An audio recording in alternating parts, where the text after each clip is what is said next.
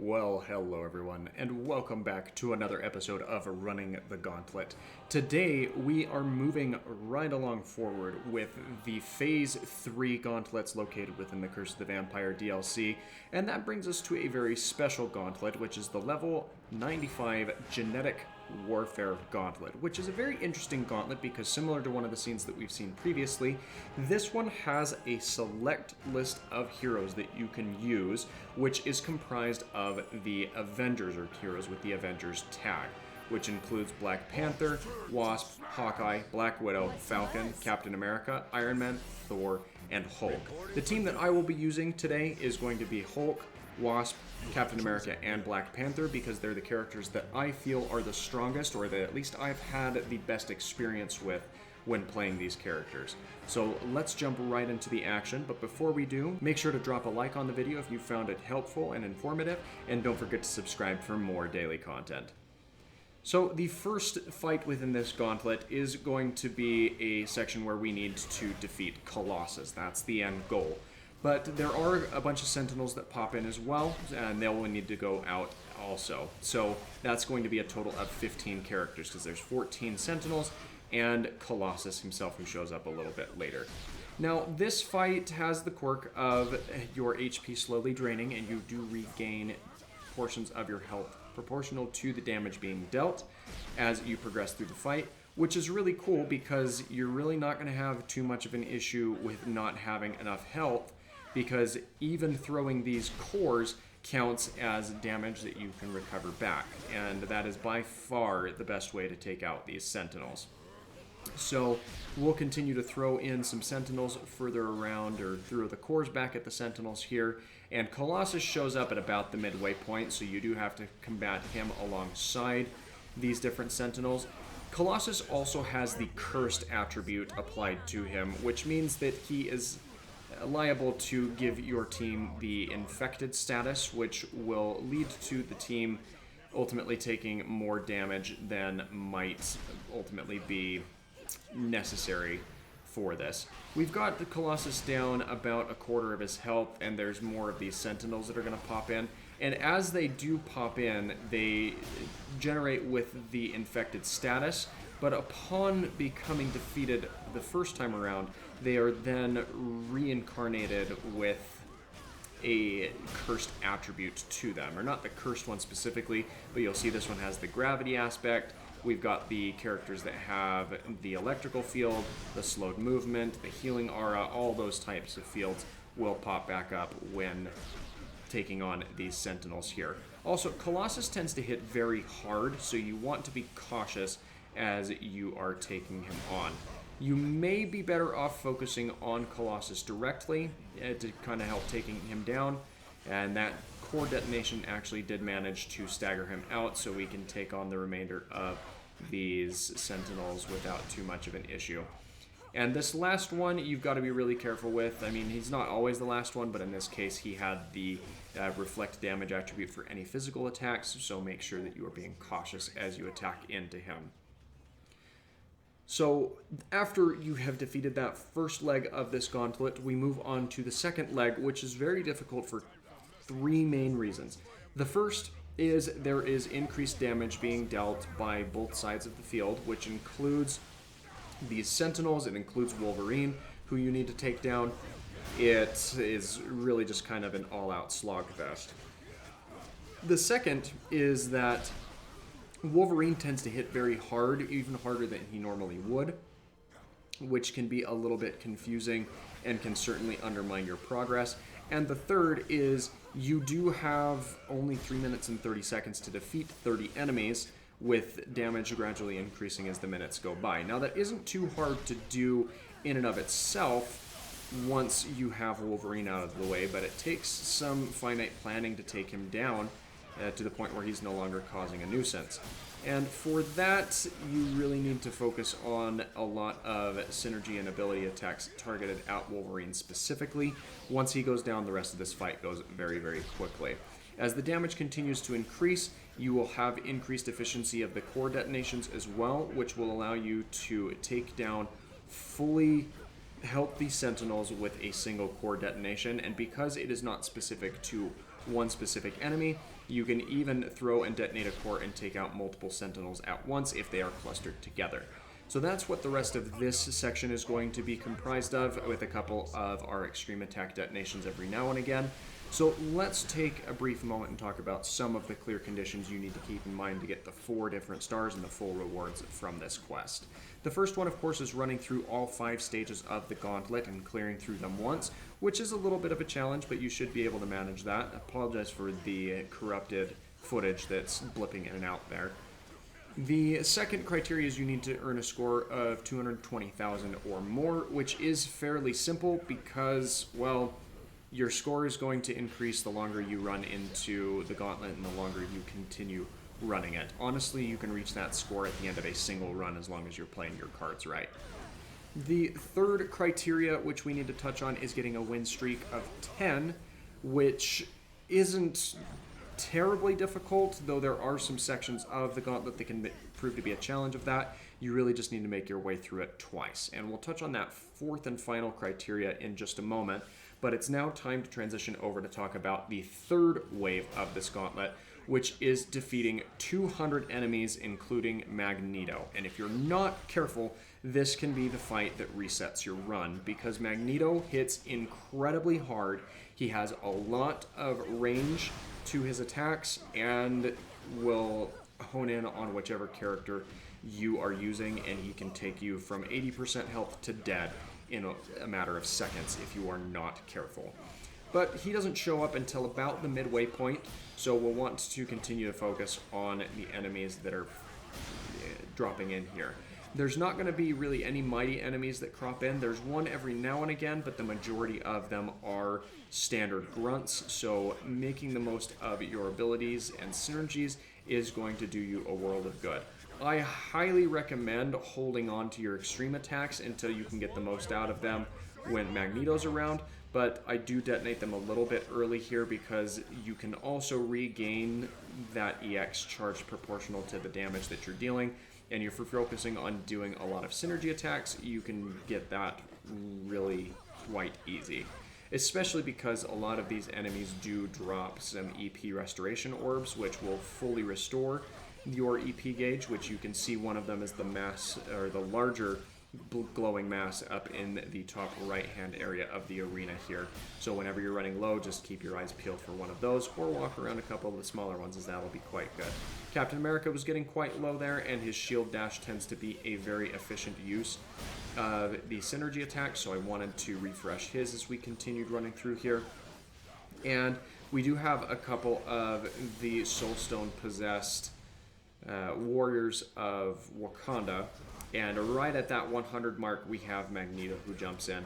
And like I said, he has a lot of attacks that can be very, very overwhelming, especially because they auto-target on. So you may want to take whatever advantage you can of the extreme attacks in vulnerability, or in Black Panther's case, if you can get right up next to him and use his second ability, which allows him to absorb all incoming damage and then release it in a concussive blast.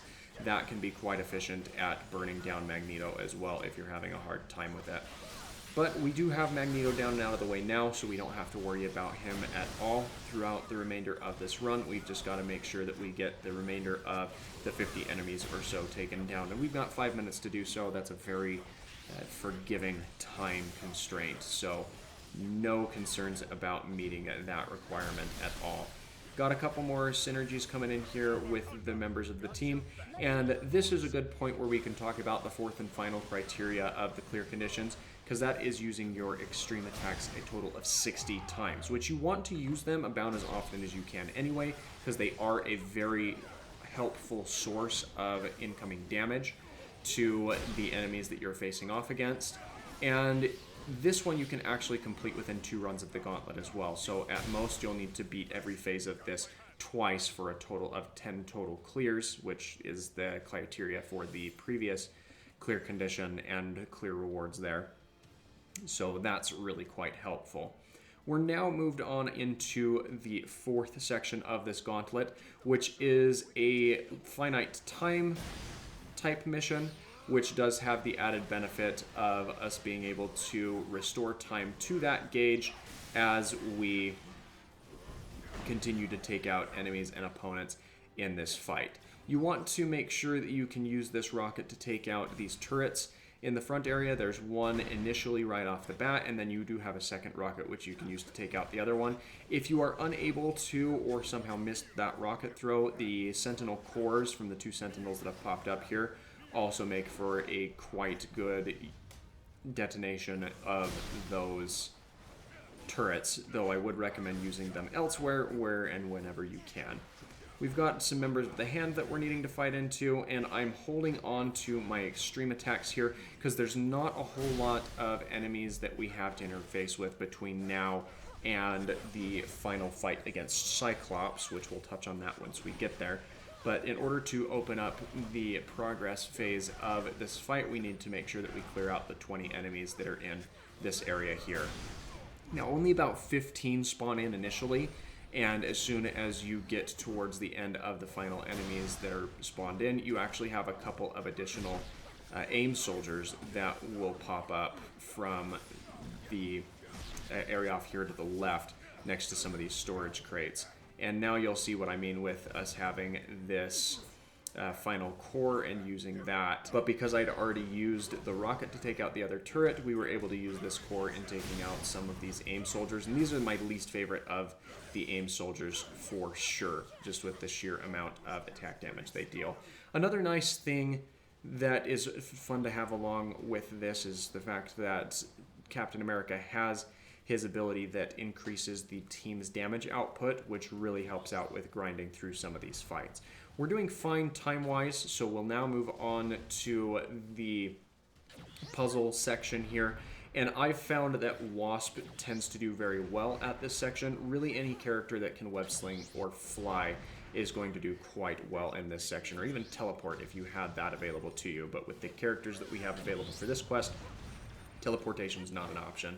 So we go ahead and take out a bunch of these aim snipers because they are just going to spell bad news if we let them sit around for longer. And then in this instance, I did walk over to these control turrets that are powering the Black Panther cannon, though a better use of your resources is on that previous storage crate where the 2 aim snipers were outposted. There are a couple of rockets which you can use to throw down onto these as well. I had just forgotten about them or neglected to view them upon doing this run, as my main concern was getting through it and making sure that we're very safe on time as we get down through to the end of it. The nice part is this obligatory cutscene plays, it does pause your timer. So as soon as that is done, it will trigger in the final section, which will allow you into the fight against Cyclops. Now, unlike some of the previous fights that we've seen here, where you need to defeat all enemies, including a certain enemy within the mix, this one just asks you to defeat Cyclops, though there are other enemies that will spawn in.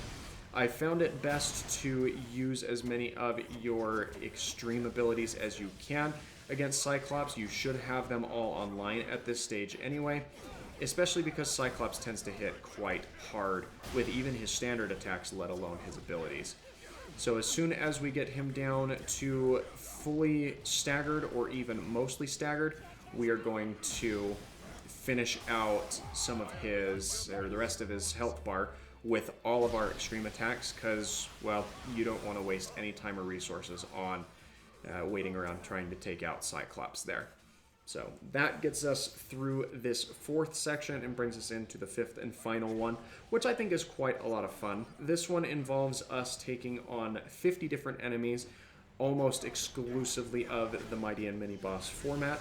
It includes appearances from Colossus, Cyclops, and finally Wolverine, though they all spawn in at different intervals. Colossus spawns in right about off the top, so you have him available to fight almost immediately. You would then have the appearance of Cyclops at about 20 enemies defeated, and then Wolverine spawns in around 40 enemies defeated. Additionally, you do have some of the Curse of the Vampire aspects that are scattered throughout this fight. though you can avoid them by specifically targeting some of the cursed enemies. And different from some of the previous fights that we've seen within this gauntlet, there are not any of the main mini-boss characters that spawn in with that curse attribute present. It's exclusively the other characters that spawn in. And unfortunately, we had a misstep on our core detonation there because of the ability being used by Colossus, where he kind of staggered us out.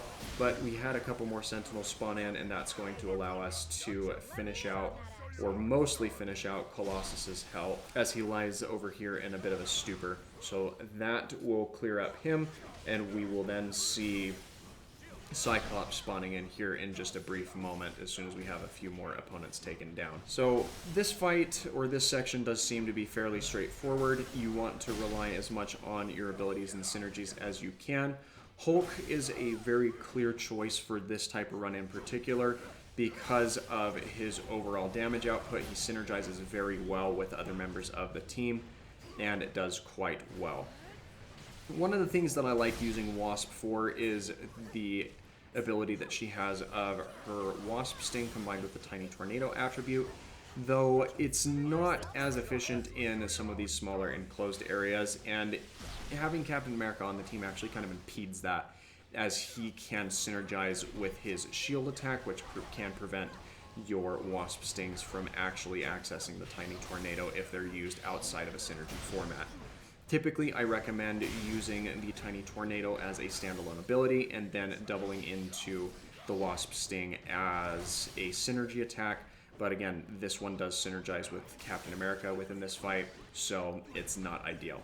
Wolverine's popped in, and blink and you'll miss it. He's gone. So we've just got to finish out the last couple enemies here, and that is going to be all we need to finish out and move on from this section of the fight. One more ability attack ought to do it, and it does. So thanks again for watching. I hope that you found this video helpful. If you did, please feel free to leave a like. And again, don't forget to subscribe for more Marvel Ultimate Alliance 3 content and other videos coming to you on a daily basis. And you have a fantastic rest of your day.